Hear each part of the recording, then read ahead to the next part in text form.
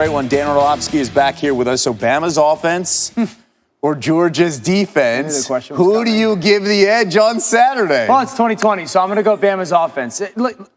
Offensive football right now is really about space and weapons, and they got a lot of them, and Sarkisian knows how to create them, right? I mean, Jalen Waddle's amazing. Mac Jones has been great. Devontae Smith's incredible. Najee Harris. They just got a lot of really good players. But then Sark does a great job of understanding how to utilize them in specific situations. Now, Georgia's defense will be the best defense that Mac Jones has played against.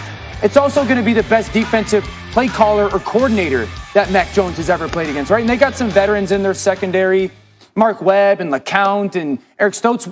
They've played a ton of football, and so they'll match up really well. But at the end of the day, the quarterback's playing too well. Yeah. And again, they're too diverse weapon-wise on offense for Alabama. We often crush the Big 12 when it comes to defense.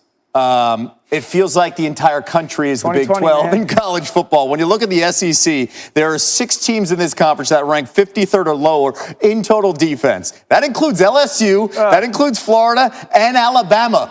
What's going on? Some of our peers are hurting to hear this. That's the case in football right now, though, Kev. Football right now, you're not finding a lot of dominant defenses. Part of it is because of the space. I continue to go back to that. Coaches are so much smarter. There's 53 1/3 yards on every play. And how many different ways can you kind of create space for those weapons? Rules are different. Guys going across the middle don't happen as much anymore because of the hitting and the targeting and the head awareness.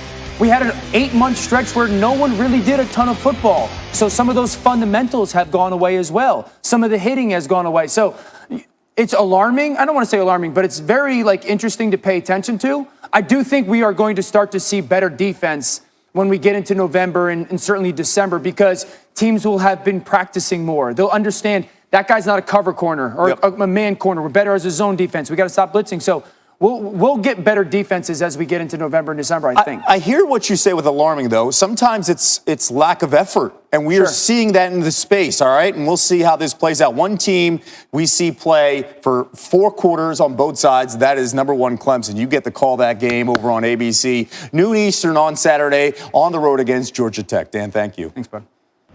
Later that day on ESPN, number 10, Florida scheduled to host LSU, but news coming in here, out of an abundance of caution, Florida has paused all team activities today after the program's latest test featured 5 new positive COVID results. Also, the team has had 19 positive tests over the past several days, and that includes not just players, staffers around the program.